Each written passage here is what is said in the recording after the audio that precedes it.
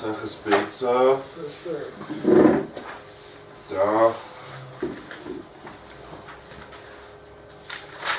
Daled Amud Aleph.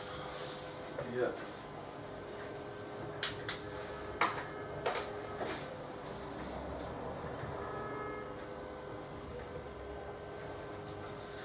Where would you like to start? Let's see, wow. Gemora Papa. Okay, is that on Daf Gimel on the base or Daled Amud Aleph? So Gemora on the base. Okay, so we're going back and touch to Gimel on the base. Gemora Papa. Papa said, "Ha Tana de Litra." Katzios. Seriously. This Tana.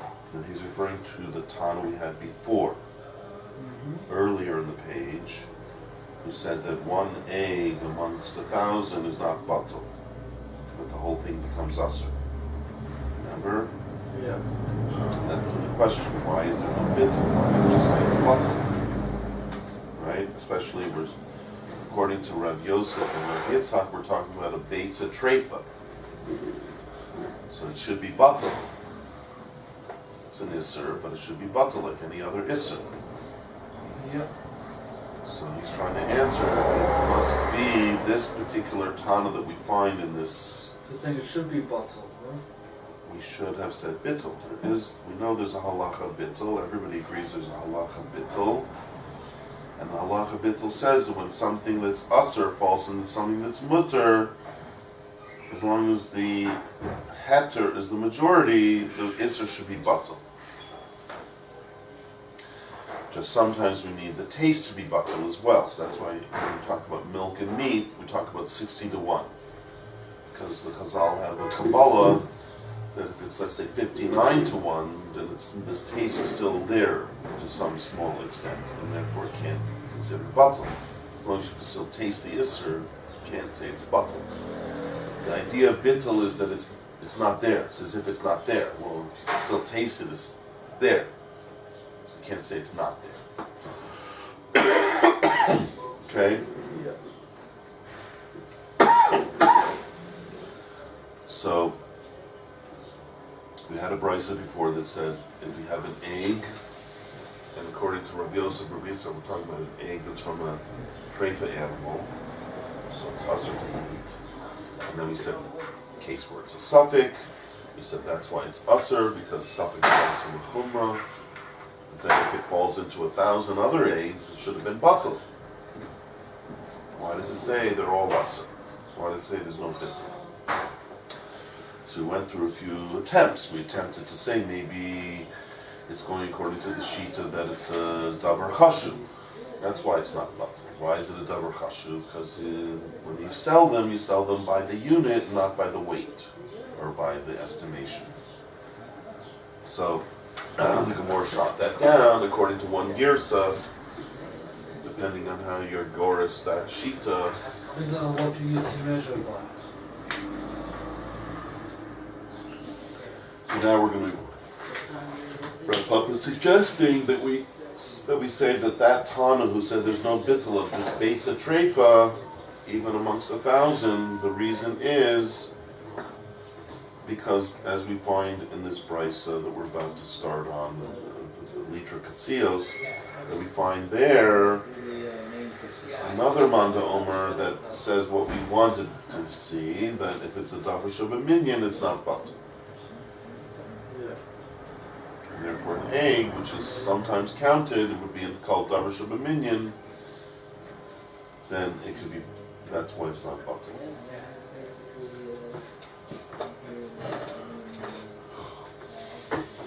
Okay?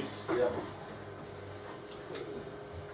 So Litra Katzios, Amar Kol Davar Shibaminya, anything that's counted with a number, It's sold by number, by unit, instead of by weight or whatever. It gives it chashivus.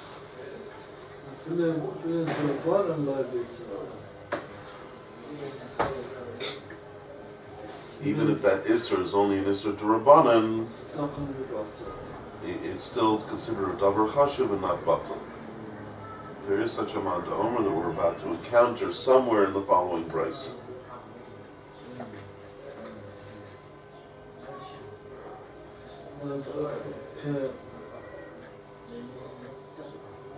כל שכן בדרייסה, almost בדרייסה is not going to be batal. All the more so if you have an isser deraisa won't be batal, right? We're talking about if the isser derabanan, then we're saying if even that's not batal, an isser derabanan is more kal, right? An isser derabanan is not so chamur, and if that's not batal, because it's so chashuv, it's not batal.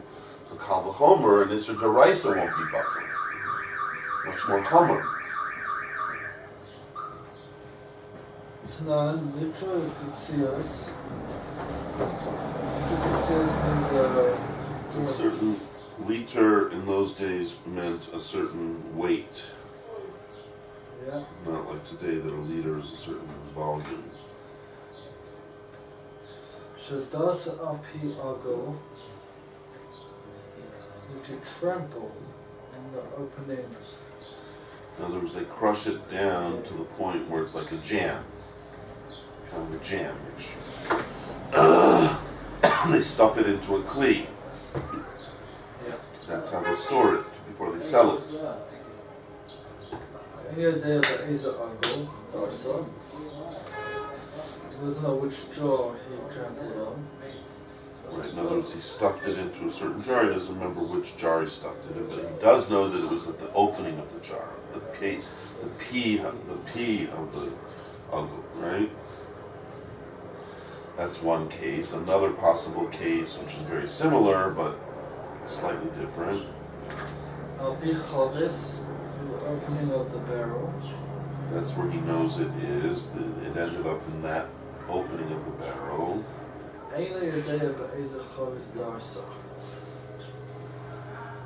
But again, he doesn't know which barrel it went into. So if you have 100 barrels, it could be any one of those 100.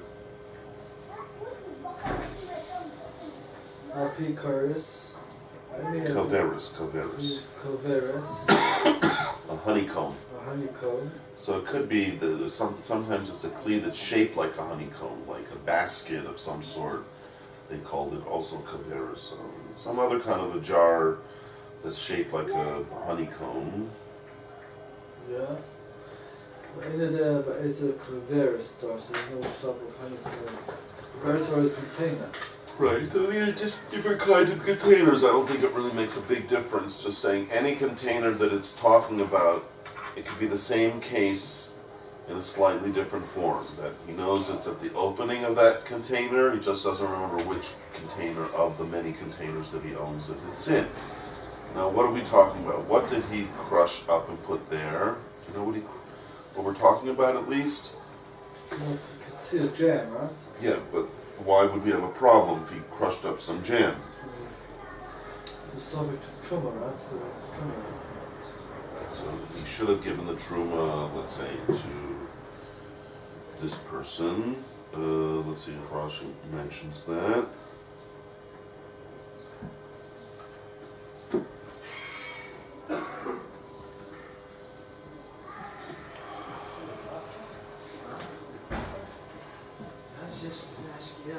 So let's see, literal Ketzias, right? Yeah. Literal Ketzias. Truma's pears derbanan, that's what he says. That's what Truma's pears. So somehow, I guess he separated the truma, which is what you're supposed to do, but then instead of the truma getting to the kohen, it ended up back into the jar.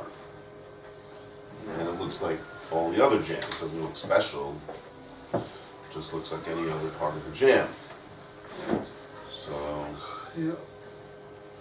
this is where they get the expression, he got into a jam.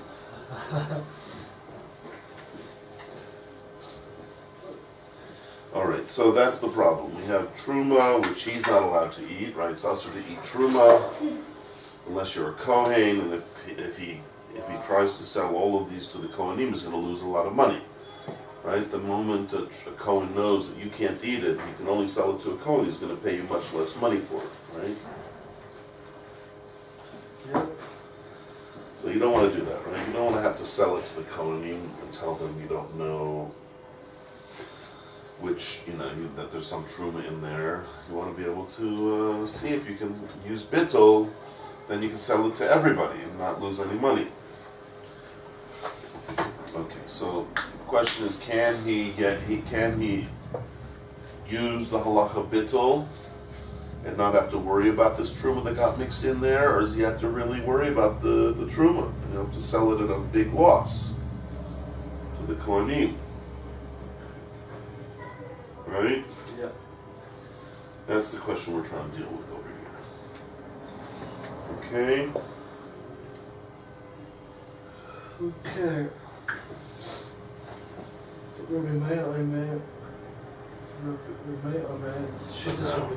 Remember that there's a machlokas, Rabbi Meir and Rabbi Yehuda, which we have those two arguing a lot throughout Shas, but about an earlier pair of Tanoim, and to figure out how did the earlier pair talk about this case. So it sounds like there's 4 Rabbanim, but there's really just 2 major Rabbanim, Rabbi Eliezer and Rabbi Yeshua, who are known to be people who argued a whole lot of halachas. But we don't quite know where they stood because we have a machlokas of later Tanoim, how these earlier Tanoim held. So Rabbi Meir's opinion is that Rabbi Eliezer would say, Rabbi Eliezer Omer, Ro'in Isa Iloinos. You see the top pieces of the jaw. Which is where we know it got stuck. It got stuck with the upper part, right, near the opening. Either hand piranhas, if they'll be separated. Because you can distinguish between the two, one top and the bottom. Now Rashi says we're talking a case where there were not 100 jars, right? Let's say I have 100 jars. Let's say really 101. Okay? If in this room I filled it up with 101 jars of this jam, I said, but you know what, I know in one of the jars, at the very opening of the jar, there's some truma got mixed in. But if it was 100 to 1, then you could say, even though I know it's at the opening of one of the jars, but I don't know which one, I could say that one jar gets mixed up with 100 other jars, it gets batal. Right? Because that's the ratio. We say every Isser, the Rabbanan set up a different ratio. Like before we had a case of Orla and Kiloim, said it had to be 200 to 1. Now we're talking about Truma, it has to be 100 to 1 to be able to say Bittul. So Rashi says, what if I don't have 100 jars to the one where it got mixed up? I don't have 100 to 1 to make the Bittul. So now I have to use the bottom parts of every jar and say the fact that it was just this part. So if I can say this part is not connected to anything else, if it's like separate, then I can say I have a lot more. I have how many of these? Let's say I have 70 of these, 70 openings. Okay? Yeah. So I have 69 that are not to the one that is. That's not enough to say bittul. But I can add in all the bottoms of every jar as well. Because I know it's not in the bottom of the jars. So now, do I have 100 to 1? 100 to 1. Remember, I need 100 good to mevatel the truma, to 1 of the truma. Going to be less. Just a second, slow. That's, everybody agrees on that. I need 100 to 1. Okay. That's the ratio for truma, to say bittul. Let's say if I had 100 jars, if I had 101 jars, it'd be okay. Why? I say, no, it's in the opening of one of the jars, but I have 100 other jars, meaning 100 other openings, so that's 100 to 1. I can say bittul. Yeah. Let's say I only have 70 jars, okay? You can't say bittul. Because I only have 69 openings of the jar, which are good, to the one that's not good. That's 70 to 1. That's not enough to say bittul. I need 100 to 1. But Rabbi Eliezer says, but don't look at the jar as just being this part. It has a lot more down here. Okay?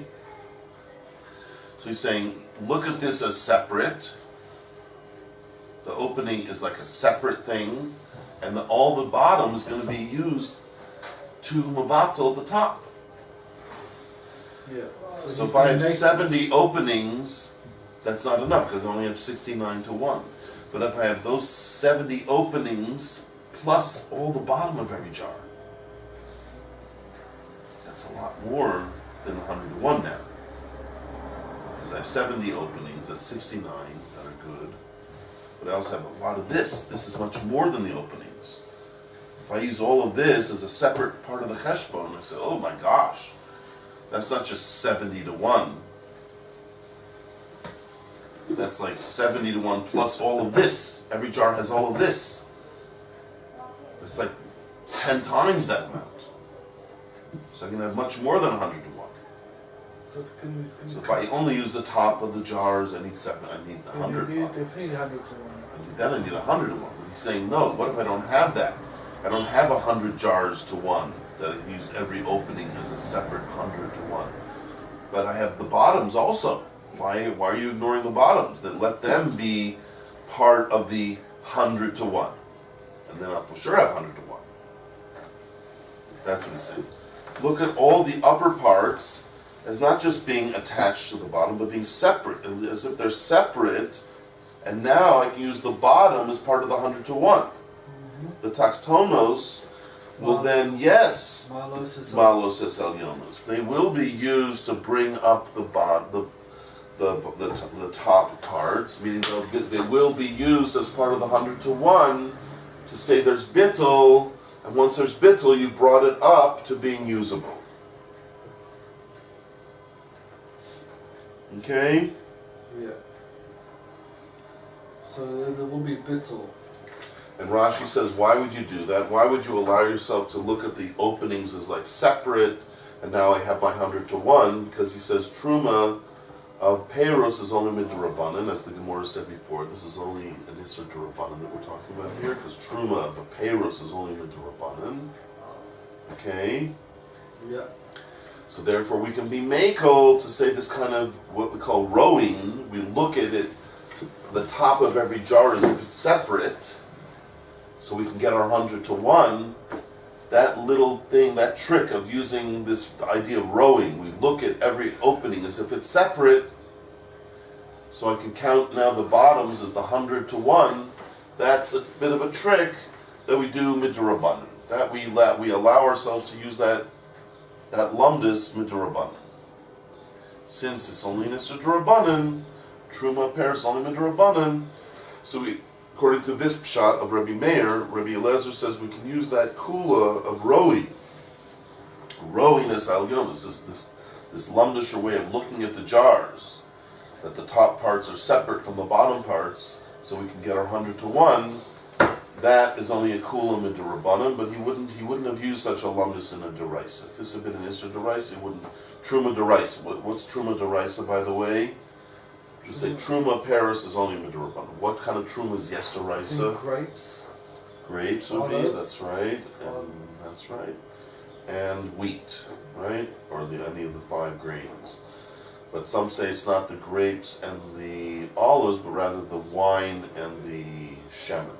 Or maybe both, whatever. But certainly truma peiros, which you're talking about here, peiros, he took the katsios, which are dates or figs, and he crushed them up into a jam. This is peiros, right? Peiros are not going to be derisive. Okay? Yeah. So this is a kula, Rashi said. This idea of look at this top part as separate from the bottom part. Why would I do that? Because now I'm going to get my 100 to 1.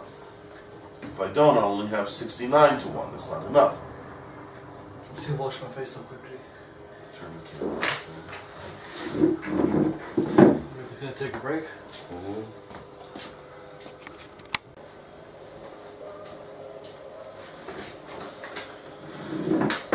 Okay, let's try the next shita now. Rabbi Yeshua Omer. So this is Rabbi Meir's opinion of what Rabbi Yeshua would argue back on Rabbi Eliezer. Yeah. He says, Im yesh sham mea pumim ya'alu. with the 100 openings, so it means he doesn't hold the Rabbi Eliezer's thing about the rowing, right? This little kiddush. He says, just like you don't allow it in a deraisa, I don't allow it in a deraisa. Yeah. So if there has to be 100, meaning 101. 100 extra to be mevatel the 1, 100 to 1. If you have it, fine. In Lav, I put a sir, including the bottom ones. What? I'm actually including the bottom ones. No, he's saying you can't use the bottom as a separate thing to add to your, let's say 70, right, to make it 100. You can't do that, you can't do the rowing. But in the end of the day, when you know bittul, even though there's not enough to say bittul, let's say there's 70 to 1, there's not enough to say bittul. Yep. But what is really going to be usher in the end? Only the pumi masurim. Only the mouths of the jars.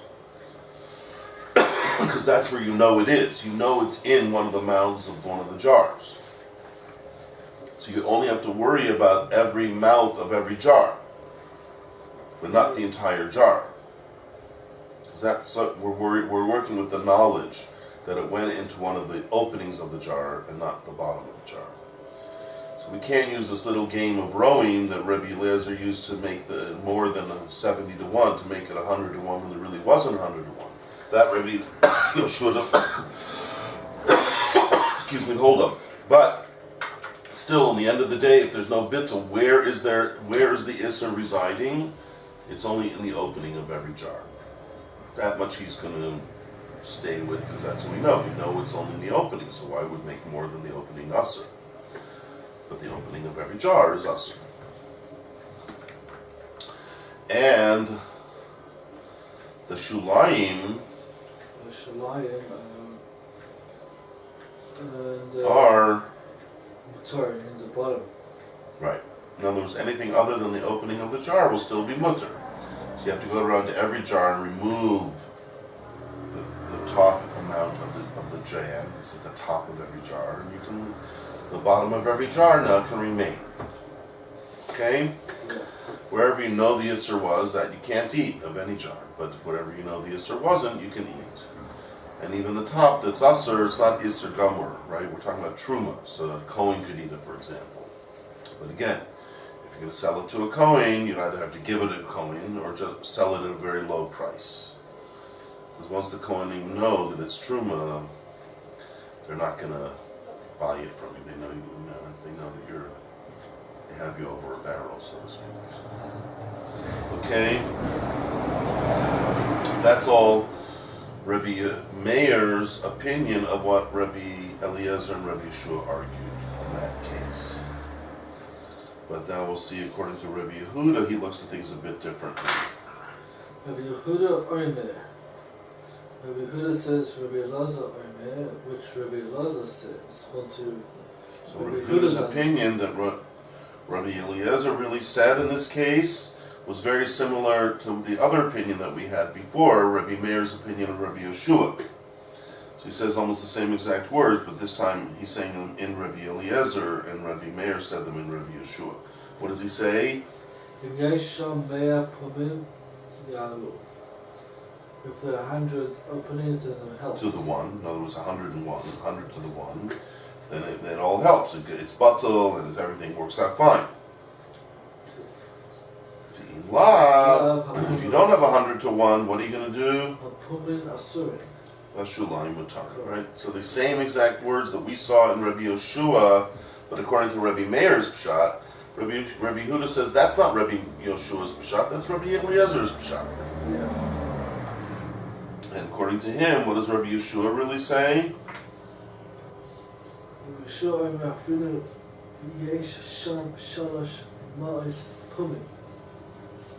Over there, 300 openings. Which is similar to the case we had before of 1,000, the egg falling into 1,000. It's an enormous amount, much more than you need to say bittul. Even if you have that enormous amount, or as they say today, the ginormous amount, Lo yalu. Can't be bottled.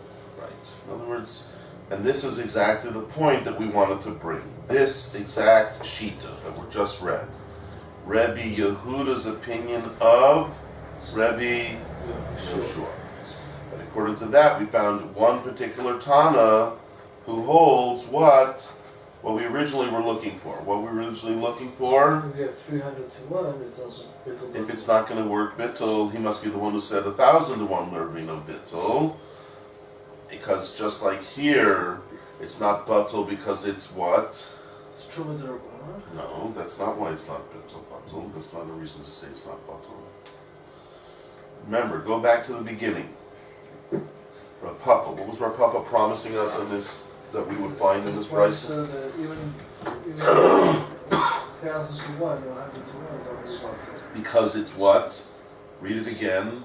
Go back and read Rav Papa's point. Literal katsiri, right? Yes, but why? He gives a reason why. Oh, because it's a davar shebeminyan. yeah, it's counted by units. That gives it what? That means it's not called bittul. Why? Because that gives it chashivus. Yeah. And everybody agrees that davar chashiv isn't batal. It's just there's a machlokas in what's called a davar chashiv. Yeah. And this Tana would say anything that's even counted some of the time is enough to be called a davar chashiv. That's called a davar shebeminyan.